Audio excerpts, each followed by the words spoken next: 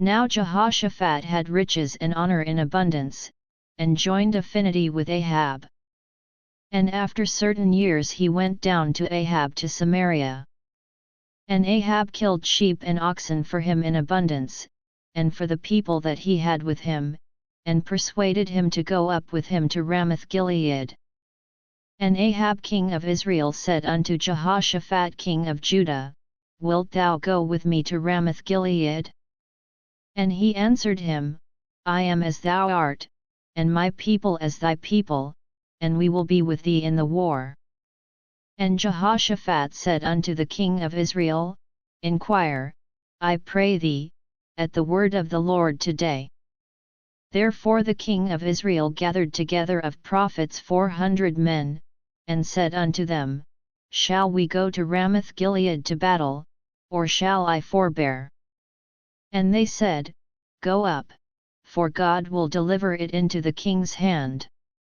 But Jehoshaphat said, Is there not here a prophet of the Lord besides, that we might inquire of him?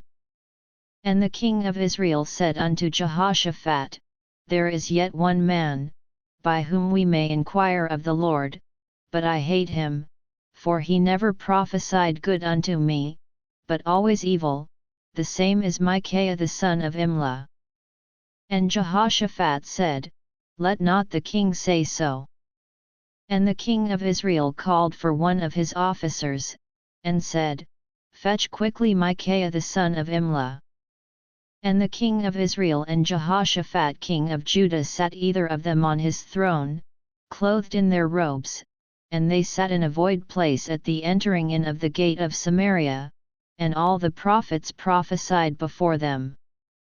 And Zedekiah the son of Chenaanah had made him horns of iron, and said, Thus saith the Lord, With these thou shalt push Syria until they be consumed. And all the prophets prophesied so, saying, Go up to Ramoth-Gilead, and prosper, for the Lord shall deliver it into the hand of the king. And the messenger that went to call Micaiah spake to him, saying, Behold, the words of the prophets declare good to the king with one assent, let thy word therefore, I pray thee, be like one of theirs, and speak thou good.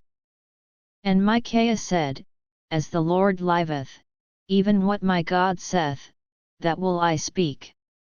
And when he was come to the king said unto him, Micaiah, shall we go to Ramoth-Gilead to battle, or shall I forbear? And he said, Go ye up, and prosper, and they shall be delivered into your hand.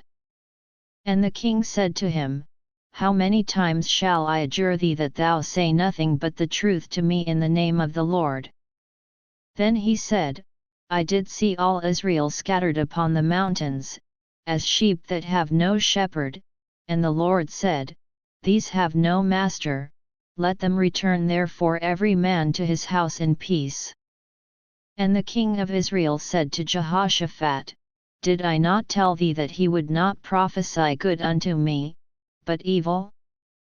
Again he said, Therefore hear the word of the Lord, I saw the Lord sitting upon his throne, and all the host of heaven standing on his right hand and on his left. And the Lord said, Who shall entice Ahab king of Israel, that he may go up and fall at Ramoth-Gilead? And one spake saying after this manner, and another saying after that manner. Then there came out a spirit, and stood before the Lord, and said, I will entice him. And the Lord said unto him, Wherewith? And he said, I will go out, and be a lying spirit in the mouth of all his prophets. And the Lord said, Thou shalt entice him, and thou shalt also prevail, go out, and do even so. Now therefore, behold, the Lord hath put a lying spirit in the mouth of these thy prophets, and the Lord hath spoken evil against thee. Then Zedekiah the son of Chenaanah came near, and smote Micaiah upon the cheek, and said, Which way went the Spirit of the Lord from me to speak unto thee? And Micaiah said, Behold, thou shalt see on that day when thou shalt go into an inner chamber to hide thyself. Then the king of Israel said, Take ye Micaiah, and carry him back to Amon the governor of the city, and to Joash the king's son. And say, Thus saith the king, Put this fellow in the prison, and feed him with bread of affliction and with water of affliction, until I return in peace. And Micaiah said, If thou certainly return in peace, then hath not the Lord spoken by me. And he said, Hearken, all ye people. So the king of Israel and Jehoshaphat the king of Judah went up to Ramoth Gilead. And the king of Israel said unto Jehoshaphat, I will disguise myself, and I will go to the battle, but put thou on thy robes. So the king of Israel disguised himself, and they went to the battle. Now the king of Syria had commanded the captains of the chariots that were with him, saying, Fight ye not with small or great, save only with the king of Israel. And it came to pass, when the captains of the chariots saw Jehoshaphat, that they said, It is the king of Israel. Therefore they compassed about him to fight, but Jehoshaphat cried out, and the Lord helped him, and God moved them to depart from him. For it came to pass, that, when the captains of the chariots perceived that it was not the king of Israel, they turned back again from pursuing him. And a certain man drew a bow at a venture, and smote the king of Israel between the joints of the harness. Therefore he said to his chariot man, Turn thine hand, that thou mayest carry me out of the host, for I am wounded. And the battle increased that day, howbeit the king of Israel stayed himself up in his chariot against the Syrians until the even, and about the time of the sun going down he died.